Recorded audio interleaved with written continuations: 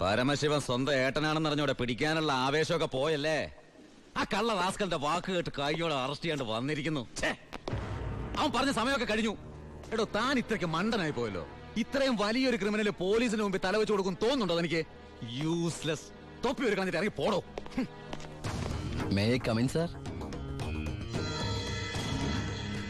Sharp 10 o'clock.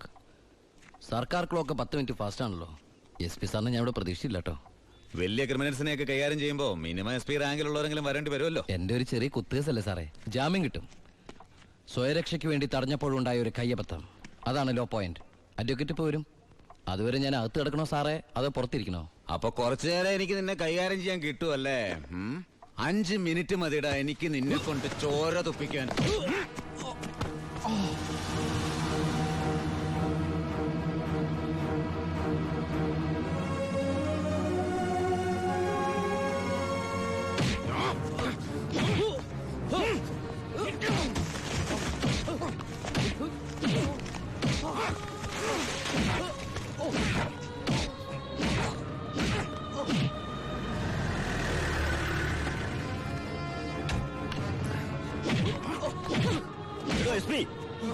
ഇനി അവനെ തൊട്ടുപോകരുത്. പരമശിവത്തിന് കോടതി ജാമ്യം അനുവദിച്ചിട്ടുണ്ട്. ഇതാ ജാമ്യം അനുവദിച്ചിട്ടുള്ള പേപ്പർ. ഇനി അവനെ വിട്ടാരോ? വാ.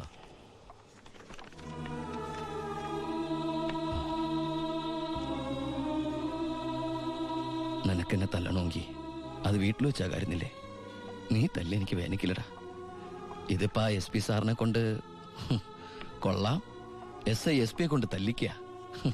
ഇവൻ മിടുക്കനാണ് ബായ്, മിടുക്കൻ. ഇവന്റെ അനിയനാണെന്നുള്ള ഒറ്റ കാരണം കൊണ്ടാണ് നീ ഇപ്പൊ ഇങ്ങനെ നീണ്ടു തുറന്നു നിൽക്കുന്നത്. അല്ലേ പണ്ടേ നീയൊക്കെ നടറോട്ടി കിടന്ന ഇടഞ്ഞേനെ. ബായ് ബായ് വാ.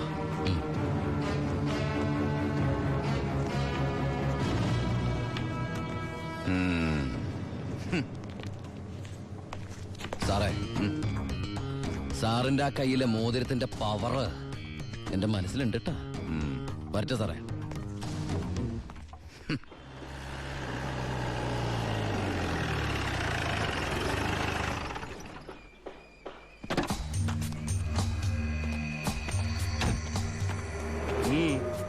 ഏട്ടനുണ്ടോ?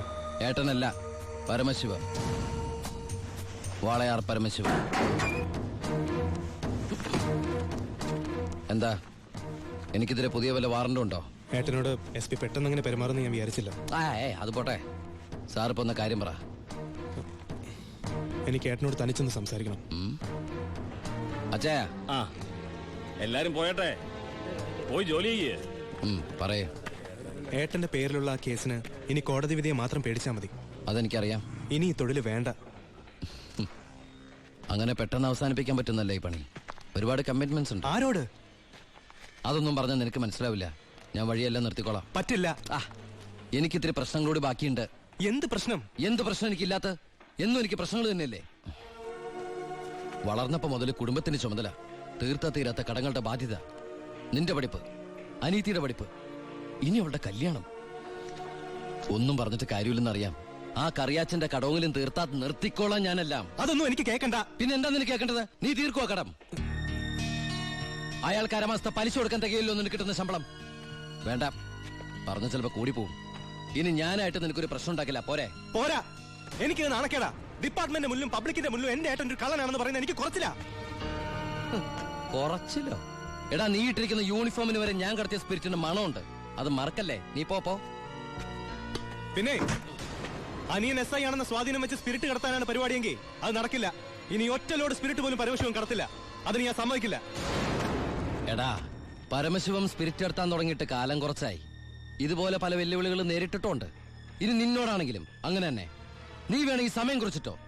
നാളെ രാത്രി കൃത്യം 9-നും 10-നും ഇടയ്ക്ക് വാളയാർ ചെക്ക് പോസ്റ്റിലൂടെ എന്റെ ലോഡുകൾ കടന്നു പോവും. നിനക്ക് തടയാമെങ്കിൽ നീ തടഞ്ഞോ.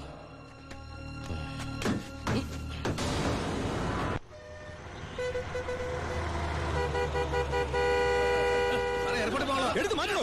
ഇത്രയും വണ്ടികൾ കിടക്കുന്ന കണ്ടുകൂടെ എനിക്ക്? 9-നും 10-നും ഒറ്റ വണ്ടി വഴി കടന്നു പോരുത്. രണ്ട് സൈഡും ബ്ലോക്കാ. 1 മണിക്കൂറൊക്കെ ചെക്ക് പോസ്റ്റ് അടച്ചിടുക എന്ന് പറഞ്ഞാൽ അത് വേണോ? താനിപ്പോ ഞാൻ പറയുന്ന പോലെ കൊണ്ട് കേട്ടാ മതി. എടുത്തു മാറ്റണോ വണ്ടി മാറ്റാൻ. ചേട്ടനും അനിയനും തമ്മിലുള്ള വാശിക്കായി ഈ പ്രഹസനം. കഷ്ടമാണ് സാർ. എസ് പിയുടെ ഓർഡർ അനുസരിക്കാതെ പറ്റൂ. സാർ ഒരു കോളുണ്ട്. ആരാടോ? എസ് പി ആണ് സാർ. സർ, പാലക്കാട് ചിറ്റൂർ വൻ തീപിടുത്തം. നമ്മുടെ ഫയർഫോഴ്സ് സഫീഷ്യന്റ് അല്ല. കോയമ്പത്തൂർ ഇൻഫോം ചെയ്തിട്ടുണ്ട്. ഏത് നിമിഷം അവിടുന്ന് ഫയർ എഞ്ചിൻ വരും. So open the check post and clear the route. Coimbatore fire force വരുന്ന എല്ലാ ചെക്ക് പോസ്റ്റുകളും ഓപ്പൺ ചെയ്യണം. അറിയാം സർ. ആ ബാരിക്കേഡ്സ് എടുത്ത് മാറ്റൂ. quick.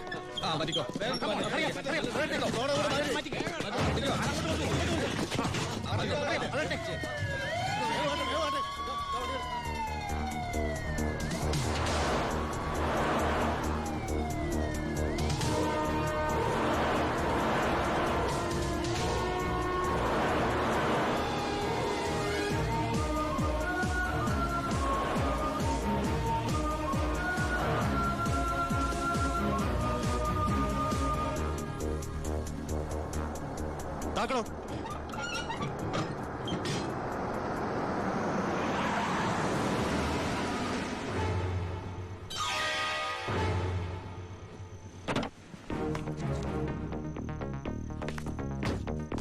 പാലക്കാട് ചിറ്റൂരിൽ വലിയ തീപിടുത്തം. കോയമ്പത്തൂരിൽ നിന്നുള്ള ഫയർ എഞ്ചിൻ ഇതുവഴി കുറച്ചു നേരം മുമ്പ് കടന്നുപോയി എന്റെ സ്പിരിറ്റുമായിട്ട്. ഷാർപ്പ് 10.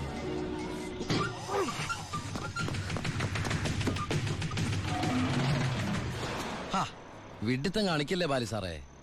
ഫയർ എഞ്ചിന്റെ ഒക്കെ പിന്നാലെ പിടിക്കാൻ നമ്മുടെ ഈ സർക്കാർ ജീപ്പിന് കഴിയോ? വെല്ലുവിളികളാവാം, പക്ഷേ അത് നിന്നേക്കാൾ 4-5 ഓണം കൂടുതലുണ്ടവനോടാവരുത്. വരട്ടെ സബ് ഇൻസ്പെക്ടർ ബാലു ദാമോദർ.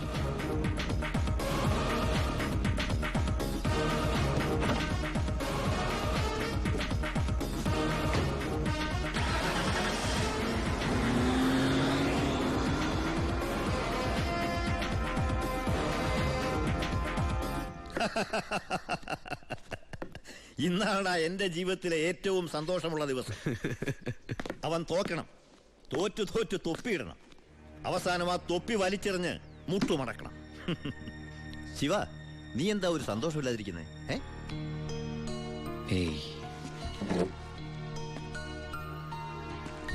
എന്റെ അനിയൻ പഠിച്ച പോലീസ് ഓഫീസർ ആവണം. ആരുടെ മുമ്പിലും തലകുനിക്കാത്ത വലിയ ഓഫീസർ. അതായിരുന്നു എന്റെ ആഗ്രഹം. പക്ഷെ അവൻ എന്റെ മുമ്പിൽ തോറ്റപ്പോ ശരിക്കും ഞാനല്ലേ ബൈ തോറ്റത്? ശിവ, ഓരോ തവണ ഞാൻ അവന്റെ മുമ്പിൽ ജയിക്കുമ്പോഴും എന്റെ മനസ്സ് വിങ്ങായിരുന്നു. ഞാൻ ഈ തൊഴിൽ നിർത്തുകയാണ് ബൈ. ശിവ, നീ ശരിക്കും ആലോചിച്ചിട്ടാണോ ഈ പറയുന്നത്? ശരിക്കും ആലോചിച്ചിട്ടാ. എന്റെ ഈ മുഖാരും അറിയരുതെന്ന് ഞാൻ ആഗ്രഹിച്ചിരുന്നു. പക്ഷേ എന്റെ അനിയൻ അറിഞ്ഞു. ഇനി അമ്മ കൂടി അറിഞ്ഞാൽ പിന്നെ എനിക്കത് ആലോചിക്കാൻ കൂടി വയ്യ. അമ്മ അറിയുന്നതിന് മുമ്പ് എല്ലാം അവസാനിപ്പിക്കണം. ഞാൻ നിർത്തുകയാണ് ബായ്. നീ അങ്ങനെ പറഞ്ഞാൽ നീ വന്നതി പിന്നെയാ എന്റെ ഈ ഉയർത്തെഴുന്നേൽപ്പ്. നീ പോയാൽ അപ്പാ, ഇയാള് പോണേ പോട്ടെ അപ്പാ, നമുക്കിതൊന്നും ചെയ്യാറിയില്ലേ? ജോണി, ജോണി പറഞ്ഞതാണ് ശരി ബായ്. എന്നെ പോകാൻ അനുവദിക്കണം എന്ന് കരുതി ഒരു ആവശ്യം വന്നാല് ബായുടെ വെളിപ്പുറത്ത് ഞാൻ ഉണ്ടാവും. പിന്നെ കണക്കിൽ കൂടുതൽ കാശ് ഞാൻ എടുത്തിട്ടുണ്ട് എന്റെ ബാധ്യതകൾ തീർക്കാനായിട്ട്. നിന്നോട് ഞാൻ കണക്ക് പറഞ്ഞിട്ടുണ്ടോ ശിവ?